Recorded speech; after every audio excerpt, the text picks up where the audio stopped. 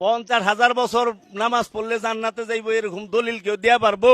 বাবা শাহালি যদি আমাকে জাহান্নামে নেয়, আমরা জাহান্নামেই যাবো। আপনারা আল্লাহর গোলামি করে জান্নাতে যান, আমরা যাবো না, আমরা শাহালির লগে থাকুম। যারা আল্লাহর গোলামি করে এরা যায় দেখেন গা মানুষের কাছে বাসে টাকা চায়। নামাজি জান্নাতে যাইবো না, পবিত্র নব জান্নাতে যাইবো। আমরা উসিলা ছাড়া কোনো কিছু বিশ্বাস করি না।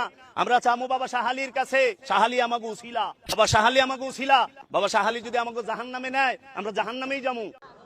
তুমি যেও না কোনো মাজারে, তুমি ঠেকিও না কোনো মাজারে মাথা, তুমি বাঁধিও না কোনো তাবিজ। কোরআনের নামে অজু ছাড়া কোরআনকে তুমি এখানে ঝুলাইও না। তুমি মহিলাদের মাসিক অবস্থায় কোরআনকে ঝুলাইও না। কোরআনুল কারীম এই তুচ্ছ কাজের জন্য আসেনি। শিফাউল লিল মুমিন। তুমি একটু বুদ্ধিমান হও, নাপা তুমি খাও, গলায় নাও না।